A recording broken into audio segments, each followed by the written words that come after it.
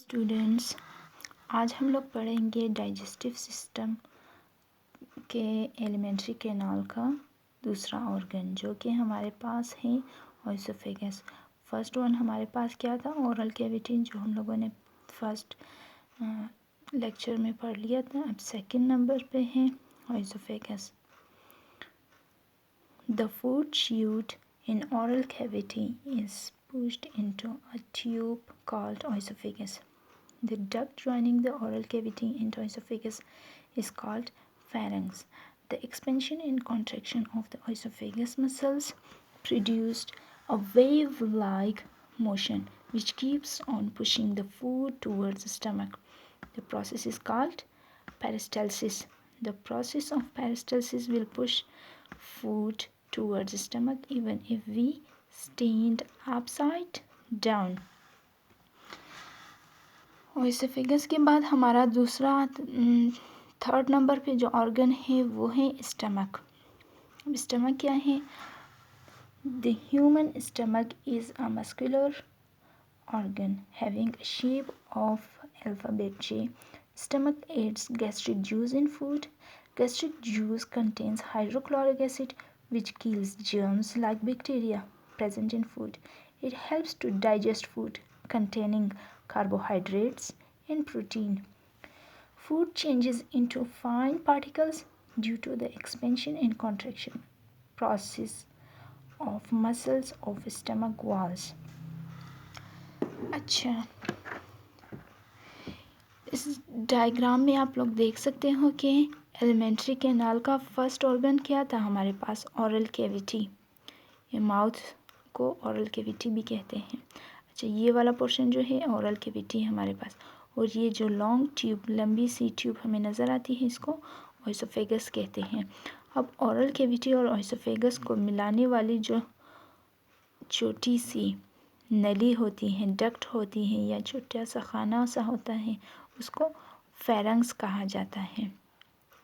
इन दोनों को जो डक्ट मिलाती है उसको फेरंक्स कहते हैं। और खुराक यहाँ से होते हुए स्टमक तक, यहाँ स्टमक तक पहुँच जाता है।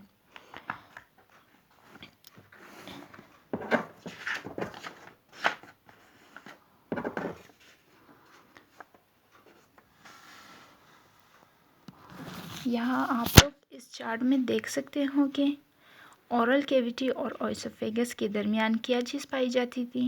फेरंक्स। अच्छा, फिर यहाँ ओएसोफेगस में पेरिस्टाल्सिस प्रोसेस भी होता है। अब पेरिस्टाल्सिस प्रोसेस क्या है? The continuous expansion and contraction of oesophagus that push और move the food towards stomach is called peristalsis process. अब स्टमक में ओरल कैविटी से जो भी चीज़ हम लोग चबाते हैं अपने मुंह में, वो खुराक यहाँ ओएसोफेगस में आता है। ये ओएसोफेगस से स्टमक तक कैसे पहुँच जाता है? वो कंटिन्यूअस मुसलसल एक्सपेंशन एंड कॉन्ट्रैक्शन के प्रोसेस से होते हुए वो यहाँ स्टमक तक पहुँच जाता है। यहाँ इस डायग्राम में मैंने एक्सपेंशन और कॉन्ट्रैक्शन आप लोगों को वाजे करके दिखाया है। यहाँ पर ये ट्यूब जो है ये तो ओएसोफेगस ट्यूब है, और ये वाली जगह फेरंक्स होती है, यहाँ पर ओरल कैविटी होती है। अब यहाँ से जो भी फूड या ग़ज़ा हम लोग लेते हैं वो इस डायग्राम में देख सकते हो, ये जगह उभरी हुई जो नज़र आ रही है ये एक्सपेंड हो गया है, ये जगह फिर श्रिंक हो गई है, ये जगह फिर दोबारा से एक्सपेंड हो गई है। मतलब अगर फूड यहाँ से आता है यहाँ तक तो ये जगह बड़ी सी हो जाती है, फैल जाती है, एक्सपेंड हो जाती है, एक्सपेंशन का अमल होता है। फिर ये जगह सुखड़ जाती है, श्रिंक हो जाती है, इसको कॉन्ट्रैक्शन कहते हैं। इसी तरीके से खुराक यहाँ से होते हुए स्टमक तक पहुँच जाता है। यहाँ पर देख ले, अगर आप लोग यहाँ से अगर फूड आता है तो ये वाली जगह जो है वो श्रिंक हो जाती है, क्योंकि फूड यहाँ पर अभी पहुँच गया है। ये वाली जगह फैल गई है, एक्सपेंड हो गया है, एक्सपेंशन। फिर ये जगह श्रिंक हो गई है दरमियान में। फिर यहाँ से खुराक मूव करके यहाँ तक आता है, फिर ये वाली जगह जो है एक्सपेंड हो जाएगी, ये श्रिंक हो जाएगी। इस तरह ये मुसलसल कंटिन्यूसली ये प्रोसेस इस प्रोसेस से गुजर कर स्टमक तक आता है। फिर इस कंटिन्यूस एक्सपेंशन एंड कॉन्ट्रैक्शन के प्रोसेस को क्या कहते हैं? पेरिस्टालसिस। सही। तभी वो फूड हमारे मैदे तक पहुंच जाता है, स्टमक तक। सही। अब स्टमक की शेप क्या है? एक जे, इंग्लिश में अल्फ़ाबेट जे होता है, उसकी तरह का इसकी शेप है।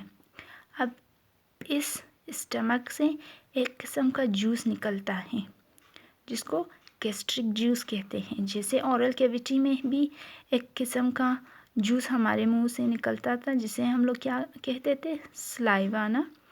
अब मैदे में भी कुदरती तौर पर एक किस्म का जूस पाया जाता है जिसको गैस्ट्रिक जूस कहते हैं। अब गैस्ट्रिक जूस का क्या काम है? गैस्ट्रिक जूस जो भी खुराक मैदे तक पहुंच जाता है, मैदे से ऑटोमेटिकली कुदरती तौर पर ये गैस्ट्रिक जूस जो है वो रिलीज़ होता है। अब गैस्ट्रिक जूस में क्या होता है? Hydrochloric acid. हाइड्रोक्लोरिक एसिड को क्या कहते हैं? HCl। हाइड्रोक्लोरिक एसिड को HCl से भी डिनोट किया जाता है। ये एक किस्म का एसिड है। अब इसका क्या काम है मैदे में? ये मैदे में पाया जाता है। अब इसका क्या काम है कि जैसे ही कोई फूड वगैरह यहाँ पर आ पहुँचता है तो उसको क्या कर देता है? एक तो पहले देखता है कि अगर उस फूड में कोई जर्म्स वगैरह मौजूद है, बैक्टीरिया की तरह का कोई जर्म्स तो है, उसको फर्स्ट ये किल कर देता है, ख़त्म कर देता है जर्म्स को।